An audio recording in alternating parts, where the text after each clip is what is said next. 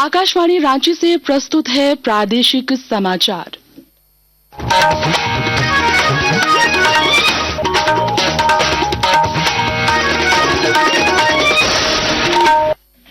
नमस्कार, प्रादेशिक समाचारों के साथ मैं तृप्ति कुमारी। पहले मुख्य समाचार। राज्य भर में हर्ष और उल्लास के साथ मनाया जा रहा है ईद। सरहुल पूर्व संध्या कार्यक्रम में दिखी झारखंड की कला संस्कृति की झलक। कल निकलेगी शोभा यात्रा।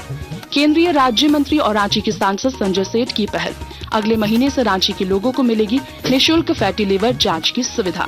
नक्सलियों के खिलाफ चलाए जा रहे राज्यव्यापी अभियान में सुरक्षा बलों को एक और सफलता।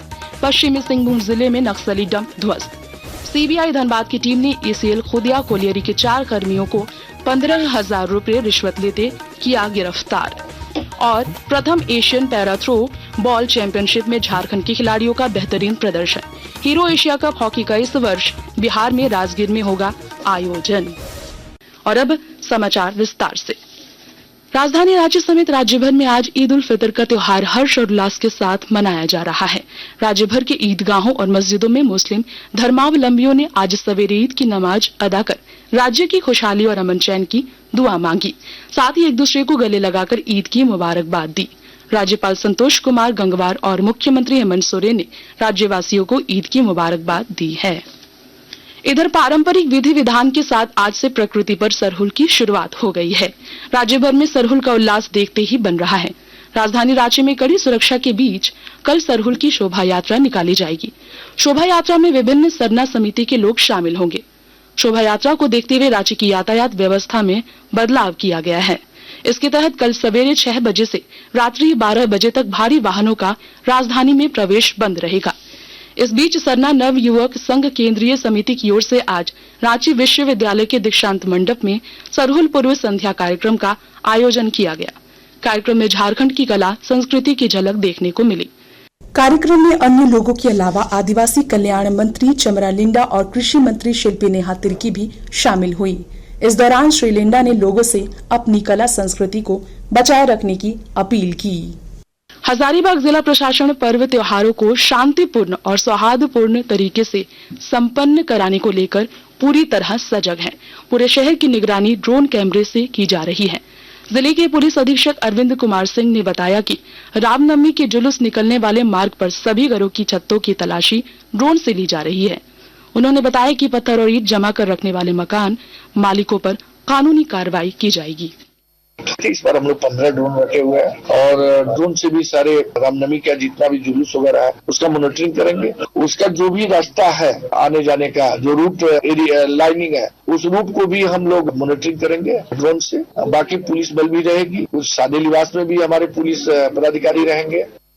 रक्षा राज्य मंत्री और रांची के सांसद संजय सेठ ने कहा है कि रांची में अगले महीने से फैटी लीवर की निःशुल्क स्क्रीनिंग की जाएगी। श्री सेठ ने आज रांची में प्रेस वार्ता कर ये जानकारी दी। उन्होंने बताया कि प्रधानमंत्री के स्वस्थ भारत के संकल्प को साकार करने की दिशा में फैटी लिवर मुक्त रांची अभियान शुरू किया जा रहा है। श्री सेठ ने बताया कि इस अभियान के जरिए रांची लोकसभा क्षेत्र पूरे देश के लिए एक मॉडल बनेगा। उन्होंने बताया कि प्रसिद्ध लीवर रोग विशेषज्ञ डॉक्टर एस के सरी ने रांची वासियों के लिए निःशुल्क फैटी लिवर की स्क्रीनिंग को लेकर सहमति दे दी है। श्री सेठ ने बताया कि ILBS और सदर अस्पताल की ओर से संयुक्त रूप से स्क्रीनिंग किया जाएगा। इसके तहत 18 वर्ष से अधिक आयु वर्ग के सभी वयस्कों को स्क्रीनिंग की योजना है।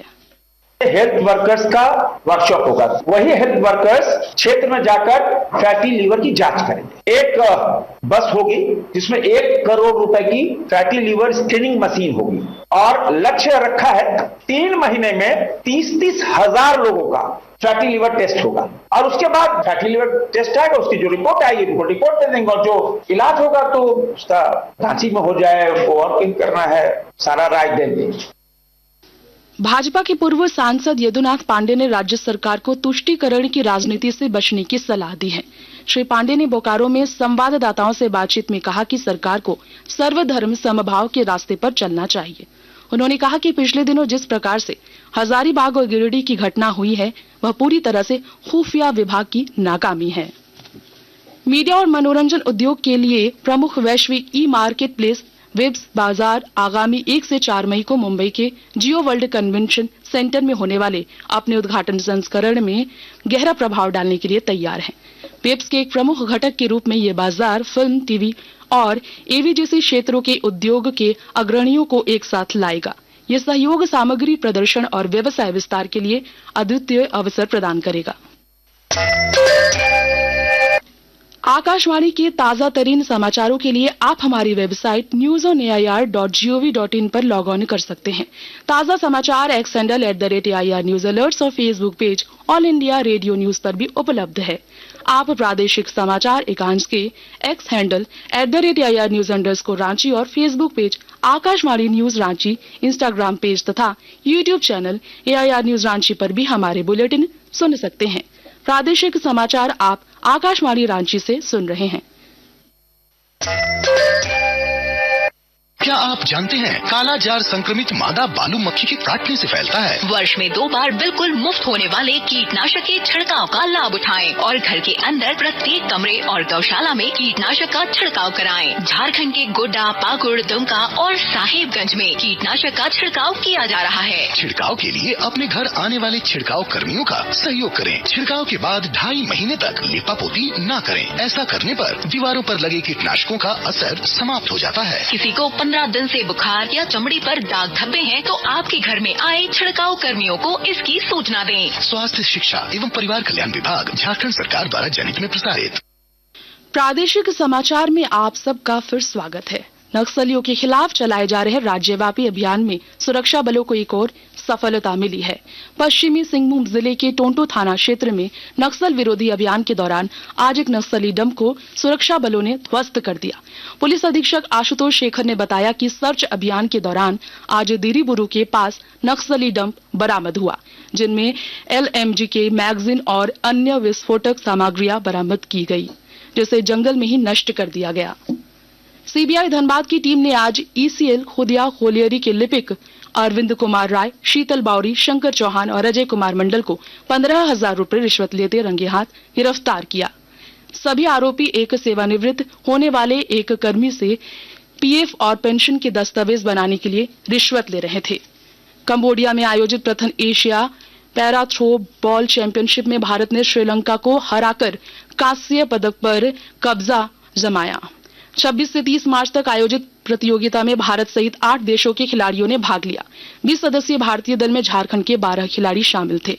भारतीय दल आज रात चेन्नई पहुंचेंगे, जहां से झारखंड के खिलाड़ी रांची के लिए रवाना होंगे। इस वर्ष हीरो एशिया कप हॉकी का आयोजन बिहार के राजगीर में होगा। ये टूर्नामेंट आगामी 29 अगस्त से 7 सितंबर तक राजगीर हॉकी स्टेडियम में खेला जाएगा। हॉकी इंडिया ने इसे लेकर आज बिहार राज्य खेल प्राधिकरण के साथ समझौता ज्ञापन पर हस्ताक्षर किया।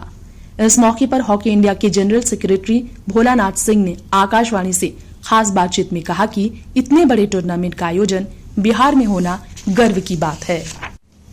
बिहार के लिए बहुत गौरव की बात है। इतने बड़े बड़े आयोजन बिहार में आयोजित हो रहा है और बिहार सरकार को, यहाँ के माननीय मुख्यमंत्री को, यहाँ के सभी अधिकारियों को, यहाँ खेल मंत्री को मैं बधाई देना चाहता हूँ कि आने वाले समय में एशिया के सबसे बड़ा और बेस्ट टूर्नामेंट है। अब इतने बड़ा टूर्नामेंट का आयोजन बिहार में आयोजित हो रहा है, तो बिहार के लिए, हम लोग सभी के लिए, पूरे हिंदुस्तान के लिए बहुत गर्व की बात है। राज्य के मौसम में उतार चढ़ाव जारी है। मौसम विज्ञान केंद्र रांची ने अपने पूर्वानुमान में बताया है कि 2, 3, 4 अप्रैल को राज्य के पश्चिमी तथा मध्य भागों में कहीं कहीं पर हल्के दर्जे की बारिश की संभावना है। इस दौरान तेज हवा के साथ वज्रपात भी हो सकती है। इसे लेकर अलर्ट जारी किया गया है। 5 अप्रैल को आसमान मुख्यतः साफ रहेगा और मौसम शुष्क रहेगा। अंत में मुख्य समाचार एक बार फिर। राज्य भर में हर्ष और उल्लास के साथ मनाया जा रहा है ईद। सरहुल पूर्व संध्या कार्यक्रम में दिखी झारखंड की कला संस्कृति की झलक। कल निकलेगी शोभा यात्रा। केंद्रीय राज्य मंत्री और रांची के सांसद संजय सेठ की पहल। अगले महीने से रांची के लोगों को मिलेगी निःशुल्क फैटी लिवर जांच की सुविधा। नक्सलियों के खिलाफ चलाए जा रहे राज्यव्यापी अभियान में सुरक्षा बलों को एक और सफलता। पश्चिमी सिंहभूम जिले में नक्सली डंप ध्वस्त। सीबीआई धनबाद की टीम ने ECL खुदिया कोलियरी के 4 कर्मियों को 15,000 रुपए रिश्वत लेते किया गिरफ्तार। और प्रथम Asian para throwball championship में झारखंड के खिलाड़ियों का बेहतरीन प्रदर्शन। हीरो एशिया कप हॉकी का इस वर्ष बिहार में राजगीर में होगा आयोजन। इसके साथ ही आकाशवाणी रांची से प्रादेशिक समाचार का ये बुलेटिन समाप्त हुआ। अगला प्रादेशिक समाचार बुलेटिन कल सुबह 8:30 बजे प्रसारित किया जाएगा। नमस्कार।